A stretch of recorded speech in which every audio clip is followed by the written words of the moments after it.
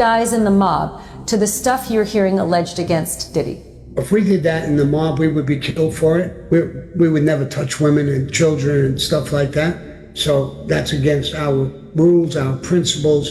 We would never get away with something like that. There was a guy, Roy DeMeo and Gas Pipe, who became serial killers, killing for no reason, and they were killed. So, I mean, if he was in the mafia, and we knew what he was doing, he would have been killed. There would be no trial. A former mobster explained the difference between mob violence and what Diddy did. He said guys in the mob did terrible things. The murders were gruesome, violent, and painful, but they served a purpose. They were meant to terrify people into staying in line. Now compare that to the things alleged from the witness stand. Young women and some young men who were Diddy's assistants testified under oath. If people did what Diddy allegedly did in the mob, they would be killed for it. They would never touch women and children. That's against their rules and principles. They would never get away with something like that. If Diddy was in the mafia and they knew what he was doing, he would have been killed. There would be no trial. Let that sink in. Even criminals have a code, and what Diddy did breaks that code. But there's another side to this story.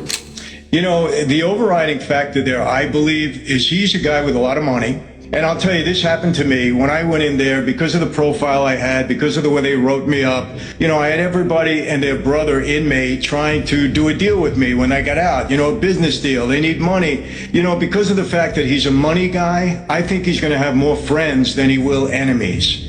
Michael Franzese, a former member of the Colombo crime family, explained something interesting. The overriding factor is that Diddy is a guy with a lot of money. This happened to Franzese when he went to prison. Because of the profile he had and the way they wrote him up, he had everybody and their brother trying to do a deal with him when he got out. A business deal. Because Diddy is a money guy, he's going to have more friends than he will enemies. And in a medium security, normally nobody's looking to shank you. When you get into the higher institutions, when people are doing, you know, a ton of time and there's no way you can benefit them, then you got a little more problem. But in a medium security, I don't think he'll have an issue at all.